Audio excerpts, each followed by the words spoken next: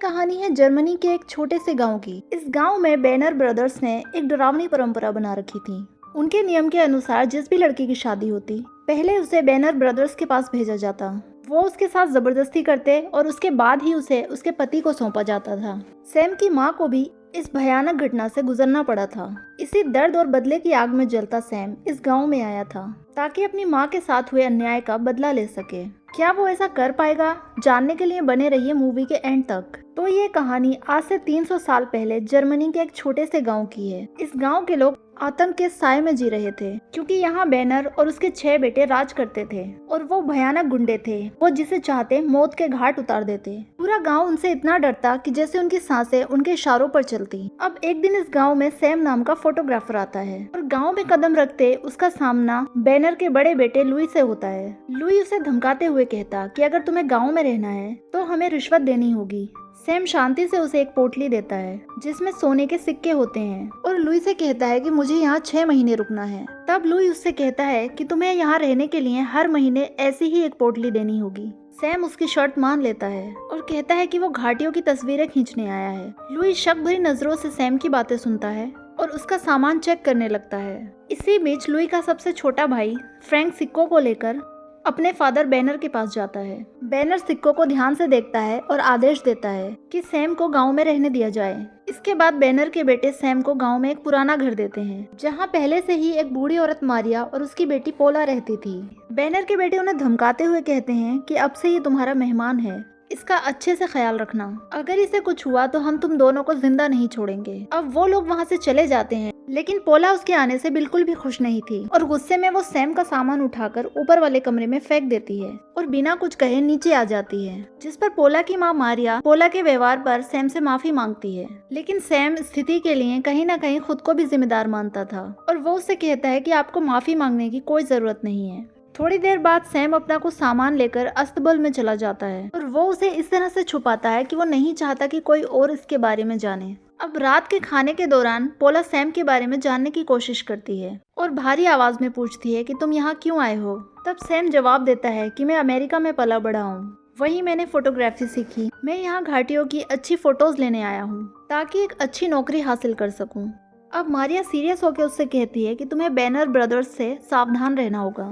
वो सिर्फ खूंखार ही नहीं बल्कि बेरहम भी हैं और यहाँ हर किसी की किस्मत उनके हाथों में होती है। रात को सोने से पहले सैम अपनी जेब से एक लॉकेट निकालता है जिसमें उसकी माँ की तस्वीर होती है, जिसे देखकर वो इमोशनल हो जाता है और उसे देखकर साफ पता चलता है कि इस गांव से उसका कोई पुराना रिश्ता है। तभी अचानक उसे अस्तबल में किसी के जाने की आहट सुनाई देती है। जैसे ही वो विंडो से देखता है तो पोला वहाँ किसी लुकास नाम के युवक से मिलती है और बातचीत से पता चलता है कि वो दोनों एक दूसरे से बहुत प्यार करते हैं और जल्द ही शादी करने वाले हैं। अब सैम ये सब देखकर चुपचाप लेट जाता है। अगली सुबह पोला फिर से सैम से मिलने आती है और वो उसकी फैमिली के बारे में पूछती है। सैम जवाब देता है कि मेरे पिता की मृत्यु बहुत पहले हो गई थी और अब मेरी फैमिली में सिर्फ मेरी माँ है। इसके बाद वो दोनों बाजार में कुछ सामान लेने के लिए निकल जाते हैं। जिस दुकान से वो सामान खरीद रहे होते हैं वहाँ पर बैनर ब्रदर्स भी मौजूद थे।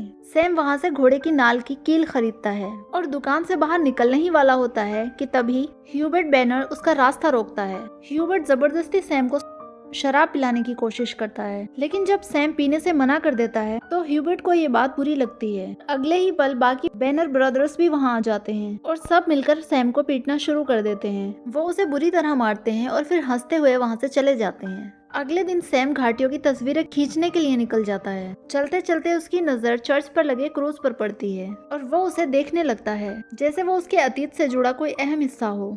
सैम को गाँव में रहते 1 महीना बीत जाता है। सर्दियां अब अपने चरम पर थी और पूरी घाटी बर्फ से ढक चुकी थी लेकिन बैनर ब्रदर्स के लिए ये मौसम भी उनकी क्रूरता को रोकने वाला नहीं था। ऊपर घाटी पर बैनर ब्रदर्स पेड़ों को काटकर नीचे फेंक रहे थे। उनका सबसे छोटा भाई फ्रेंच नीचे घाटी में खड़ा था जबकि बाकी भाई ऊंचाई पर थे। अचानक एक बड़ा पेड़ घाटी के बीच में जाकर अटक जाता है। फ्रेंच उसे देखने के लिए आगे बढ़ता है लेकिन तभी एक अजीब घटना घटती है। अचानक वो पेड़ कोहरे को चीरता हुआ नीचे गिरने लगता है और फ्रेंच उस पेड़ के नीचे आ जाता है और मौके पर ही दम तोड़ देता है। ऊपर खड़े बैनर ब्रदर्स को कुछ भी साफ दिखाई नहीं दे रहा था क्योंकि कोहरा बहुत घना था। ये हादसा एक दुर्घटना जैसा लग रहा था। अब रात को गांव का पादरी आता है जो बैनर ब्रदर्स का बेहद करीबी था और वो फ्रेंच की आत्मा की शांति के लिए प्रार्थना करता है लेकिन गांव के बाकी लोग चुप थे।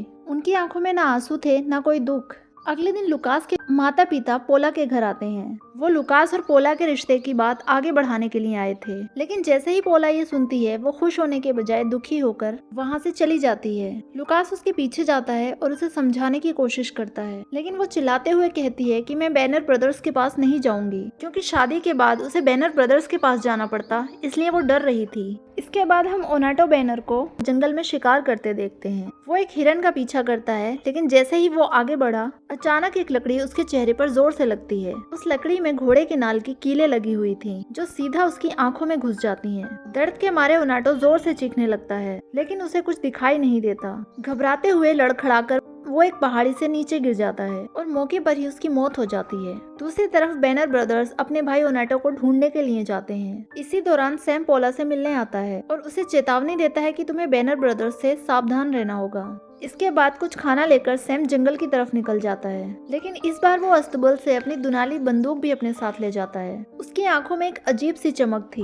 अब शाम को बैनर ब्रदर्स को ओनाटो की लाश मिल जाती है और उनका गुस्सा 7वें आसमान पर था। जब वो ओनाटो को गौर से देखते हैं तब उसकी आंखों के अंदर घुसी वही घोड़े की नाल की कीलें मिलती हैं और अब उन्हें सब समझ आ गया था। इसे मारने वाला कोई और नहीं बल्कि सैम था। अब वो सैम को ढूंढने के लिए निकल पड़ते हैं और पोला के घर में घुस जाते हैं, लेकिन सैम पहले से ही जंगल जा चुका था। कुछ दिन बीत जाते हैं, फिर लुकास और पोला की शादी का दिन आता है। अब पूरा गांव चर्च में इकट्ठा था, लेकिन पोला की आंखों में खुशी की जगह गहरा डर और उदासी थी, क्योंकि वो जानती थी कि शादी के बाद उसके साथ क्या होगा।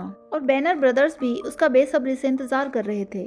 चर्च के बाहर सैम खड़ा था। जैसे ही शादी खत्म होती है और बैनर ब्रदर्स चर्च से बाहर निकलते हैं, सैम तुरंत चर्च के अंदर चला जाता है। वो सीधा पादरी के पास जाता है और कहता है, मुझे कन्फेशन करना है। पादरी ये सुनकर थोड़ा हैरानी में पड़ जाता है। अब सैम बोलता है कि मैं तुम्हें 2 हत्याओं के बारे में बताना चाहता हूँ। मैंने ही दोनों बैनर ब्रदर्स को मारा है। ये सुनते ही पादरी का चेहरा सफेद पड़ जाता है। सैम उसके एक्सप्रेशन को अनदेखा करते हुए अपना लॉकेट निकालकर उसके सामने रख देता है। अब पादरी उस लॉकेट को उठाता है और लॉकेट खोलता है तो उसमें सैम की माँ की तस्वीर देखता है। अतीत की यादें उसकी आंखों के सामने घूमने लगती हैं। सालों पहले पादरी और बैनर ब्रदर्स ने मिलकर इसी चर्च के अंदर एक घिनौना अपराध किया था।